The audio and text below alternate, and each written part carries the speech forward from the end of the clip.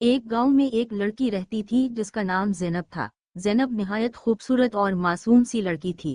بڑا سا روشن چہرہ، بولی بھالی مگر دلکش مسکراہٹ، لمبے گھنے بال، گوری رنگت، نازک ہاتھ پاؤں اور شفاف آنکھیں، دیکھنے والا ہر شخص اس کی معصومیت اور حسن پر فدا ہو جاتا۔ زینب صرف 13 برس کی تھی جب اس کی ماں کا انتقال ہو گیا۔ ماں اس وقت امید سے تھی مگر زچگی کے دوران وہ اور بچہ دونوں جانبر نہ ہو سکے۔ یہ حادثہ زینب کی زندگی کا سب سے بڑا صدمہ تھا۔ 1 سال بعد زینب کے والد نے دوسری شادی کر لی۔ اس وقت زینب کی عمر 14 برس تھی۔ سوتیلی ماں کی عمر 37 سال تھی جو زینب کے والد سے 2 سال بڑی تھی۔ وہ پہلے سے شادی شدہ تھی اور اپنے 2 بچوں کے ساتھ اس گھر میں آئی تھی۔ ایک بیٹا 20 سال کا اور دوسرا 12 سال کا تھا۔ زینب کے والد کی عمر اس وقت 35 سال تھی۔ زہرا کا تعارف۔ زینب کی سوتیلی ماں زہرا کے اپنے گھرانے کی کہانی بھی کچھ کم عجیب نہ تھی۔ زہرا کے 2 بھائی پہلے ہی شادی شدہ تھے جبکہ تیسرے بھائی کی شادی ہونے والی تھی۔ زہرا کی اپنی شادی کو 4 سال ہی گزرے تھے کہ اس کی ماں کا انتقال ہو گیا۔ زہرا کا باپ 65 سال کا ایک لمبا تگڑا آدمی تھا۔ صحت کے لحاظ سے تو مضبوط تھا مگر رنگت سانولی اور خدوخال کچھ ایسے کہ دیکھنے والا گھبرا جائے۔ گاؤں بھر میں لوگ اکثر ہنسی مذاق میں کہا کرتے تھے کہ زہرا کی منہ نہ جانے کیسے اس بوڑھے کالے بدصورت سے آدمی کو برداشت کر لیتی تھی۔ جمال خان کا گھر اور شادی کی رونق۔ زہرا کے والد کا نام جمال خان تھا۔ وہ 65 سال کا، لمبا چوڑا، صحت مند مگر نہایت غصیلا شخص تھا۔ گھر میں سب اس سے ڈرتے تھے، بیٹے ہوں یا بیٹیاں، بہویں ہوں یا پوتے پوتیاں، اس کا ایک ہی روب پورے خاندان پر چھایا رہتا۔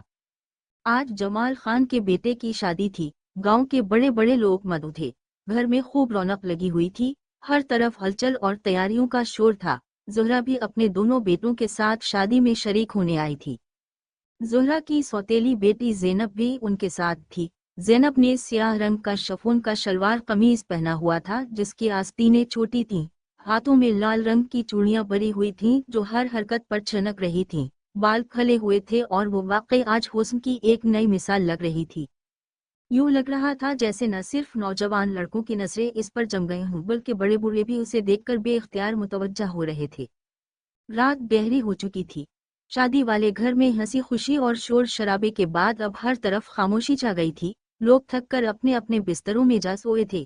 آنگن میں دیے بجھ چکے تھے، بس کہیں کہیں مدھم سی روشنی باقی تھی۔ زینب اپنے کمرے میں گہری نیند سو رہی تھی، معصوم سی نیند جیسے کوئی چاندنی رات میں کھلا ہوا پھول۔ اسی وقت جمال خان کسی کام سے باہر نکلا۔ راہداری سے گزرتے ہوئے اس کی نظر اچانک زینب کے کمرے پر پڑی۔ دروازہ آدھا کھلا تھا اور اندر روشنی کی ہلکی سی کرن زینب کے چہرے پر پڑ رہی تھی۔ وہ ایک پل کے لیے بھٹک گیا۔ زینب سکون سے سو رہی تھی مگر جمال خان کا دل عجیب سی کیفیت میں گھر گیا۔ دل نے ایک لمحے کو کہا، یہ تو کسی اور ہی جہاں کی مخلوق لگتی ہے، لیکن اگلے ہی لمحے اس کے دل میں ایک خوف کی لہر دوڑ گئی۔ نہیں، یہ سوچ ہی غلط ہے، یہ لڑکی تو میری بیٹی کی عمر کی ہے۔ وہ پسینے میں بھیگ گیا۔ اس نے جلدی سے نظریں جھکا لیں اور قدموں کی چاپ تیز کرتے ہوئے وہاں سے نکل گیا۔ اس رات کے بعد جمال خان کی نیندیں اڑ گئیں۔ جب بھی وہ زینب کو دیکھتا ایک کشمکش اسے گھیر لیتی۔ وہ خود سے نظریں چراتا لیکن ضمیر کا بوجھ اور احساس جرم اسے چین نہ لینے دیتا۔ صبح سوہرے ڈھول باجے کی آوازوں نے گھر کو پھر سے جگا دیا۔ بارات کی تیاری ہو رہی تھی۔ مرد حضرات احاطے میں مصروف تھے اور عورتیں اندرونی صحن میں۔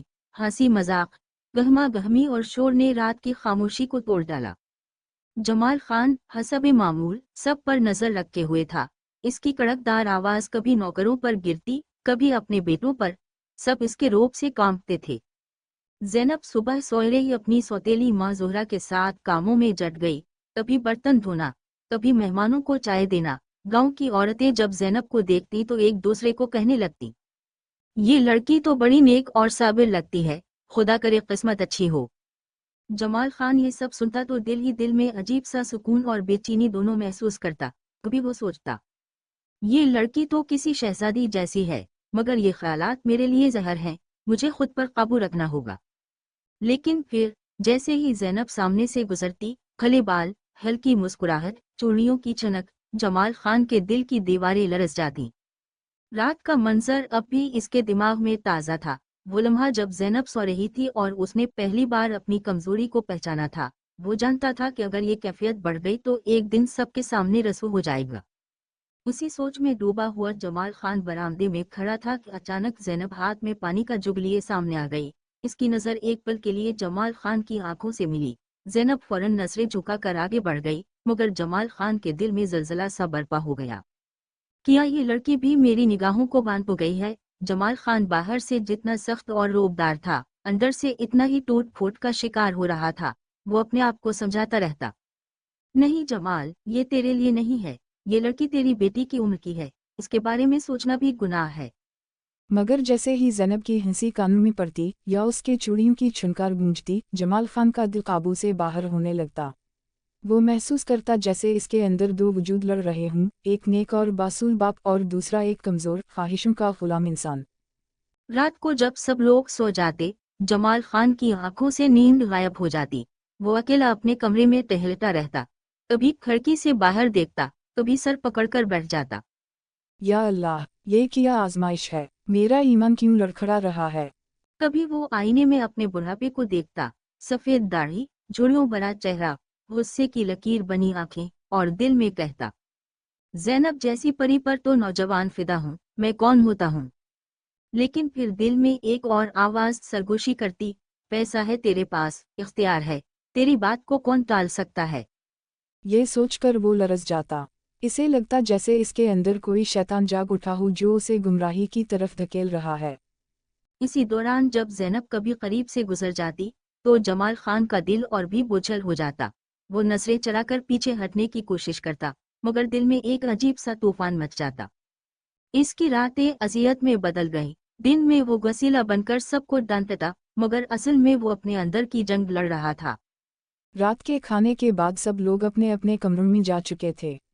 ज़ुहरा आंगन में बर्तन समेट रही थी कि जमाल खान आहिस्ता आहिस्ता उसके करीब आया।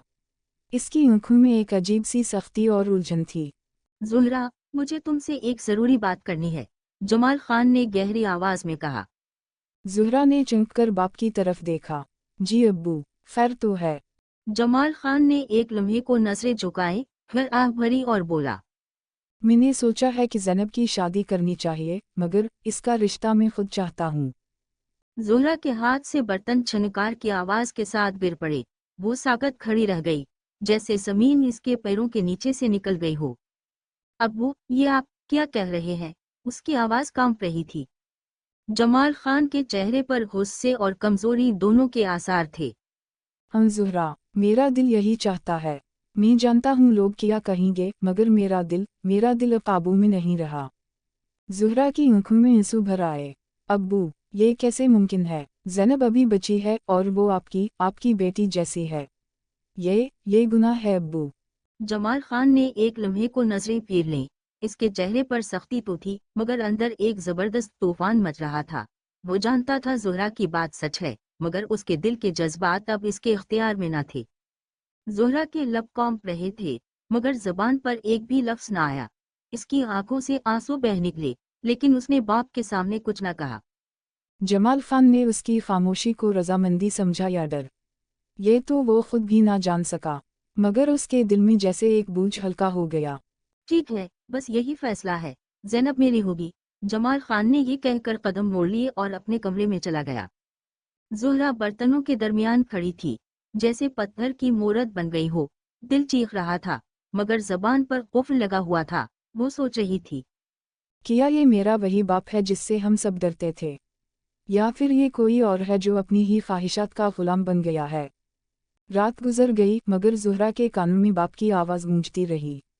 उसने किसी को कुछ ना बताया, बस खामोश रही। लेकिन दिल में एक खौफ बैठ गया कि अगर जमाल खान अपने इरादे पर डट गया तो आने वाले दिनों में यह खामोशी सब कुछ बर्बाद कर देगी। Dash dash dash. ज़ुहरा चुप रहती है, मगर अंदर अंदर टूट रही है। जमाल खान समझता है कि सब इसके काबू में है। ज़ैनब बेखबर अपनी जिंदगी में मसरूफ है, मगर इसके सर पर एक अंधेरा साया मंडला रहा है। जारी है।